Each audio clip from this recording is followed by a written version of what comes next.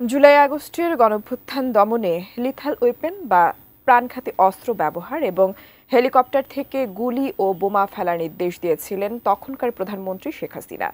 আন্দোলনের সময় কয়েকজনের সঙ্গে কথোপকথনে শেখ হাসিনা ছাত্র জনতাকে লক্ষ্য করে সরাসরি গুলিরও নির্দেশ দেন। বিস্তারিত জানাচ্ছেন জাভেদ আক্তার।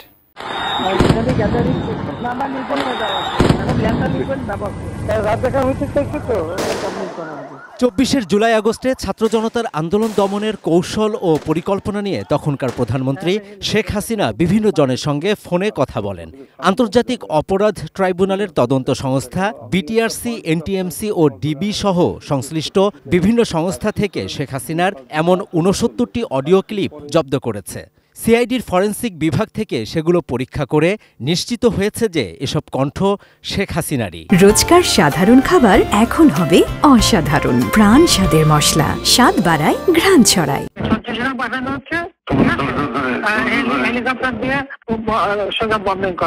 ক্ষমতাচ্যুত প্রধানমন্ত্রী শেখ হাসিনার ৬৯টি ফোনালাপের মধ্যে তখনকার ঢাকা দক্ষিণ সিটি কর্পোরেশনের মেয়র শেখ ফজলেনুর তাপস, ঢাকা বিশ্ববিদ্যালয়ের উপাচার্য অধ্যাপক এএসএম মাকসুদ কামাল এবং সাবেক তথ্যমন্ত্রী ও জাসদের সভাপতি হাসানুল হক ইনুর দুটি সহ মোট 4টি অডিও ক্লিপ বুধবার ট্রাইব্যুনালে শোনায় প্রসিকিউশন, যা সরাসরি সম্প্রচার হয়। আর যেখানে গ্যাদারিং দেখবে সেখানে ওই উপর থেকে করাচ্ছি, অলরেডি শুরু হয়েছে কয়েকটা জায়গায়। আন্তর্জাতিক অপরাধ ট্রাইব্যুনাল 1-এ জুলাইয়ের মানবতাবিরোধী অপরাধের মামলায় শেখ হাসিনা, সাবেক স্বরাষ্ট্রমন্ত্রী আসাদুজ্জামান খান কামাল সহ 3 আসামির বিরুদ্ধে বুধবারও সাক্ষ্য গ্রহণ হয়। এই মামলায় গ্রেপ্তার থাকা রাজসাক্ষী সাবেক পুলিশ প্রধান চৌধুরী আবদুল্লাহ আল মামুনের উপস্থিতিতে এদিন ডিজিটাল ফরেনসিক এক্সপার্ট হিসেবে সাক্ষ্য দেন ট্রাইব্যুনালের প্রসিকিউটর ও বিশেষ তদন্তকারী কর্মকর্তা তানভীর হাসান জোহা। 2024 সালের জুলাই আগস্টে বৈষম্য বিরোধী ছাত্র আন্দোলন দমনে শেখ হাসিনা লেথাল ওয়েপন ব্যবহার করে সরাসরি গুলির নির্দেশ দিয়েছেন।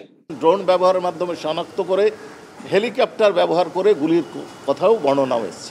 শেখ হাসিনা এবং মকসুদ কামাল সাহেবের যে ফোনালাপ, তাতে দেখা যাচ্ছে উনি ছাত্রদেরকে রাজাকার বলে ট্যাগ দিয়েছেন এবং তাদেরকে বলেছেন যে এরাকে অন্য রাজাকারদেরকে ফাঁসি দিয়েছি, এদেরকেও মেরে ফেলা হবে, ফাঁসি দেওয়া হবে। প্রসিকিউটর মিজানুর ইসলাম জানান, তাপসের সঙ্গে ফোনালাপে স্পষ্ট হয়েছে সরকারি বিভিন্ন স্থাপনায় আগুন দিয়ে এর দায় আন্দোলনকারীদের উপর চাপানোর পরিকল্পনা ছিল শেখ হাসিনার। আগুন দেওয়ার নির্দেশ উনি দিয়েছেন। এই মামলায় 3 আগস্ট থেকে বুধবার পর্যন্ত 22 কার্যদিবসে সাক্ষ্য দিয়েছেন 53 জন। 28 সেপ্টেম্বর সাক্ষ্য দেবেন মামলার তদন্তকারী কর্মকর্তা। তার সাক্ষ্য শেষে শুরু হবে যুক্তিতর্ক। এদিকে আশুলিয়ায় 5 মরদেহের সঙ্গে জীবিত একজনকে পোড়ানো সহ 7 জনকে হত্যার মামলায় ট্রাইব্যুনাল 2-এ বুধবার 5ম দিনের সাক্ষ্য গ্রহণ শেষ হয়েছে। Javed Akhtar, ATN news, Dhaka.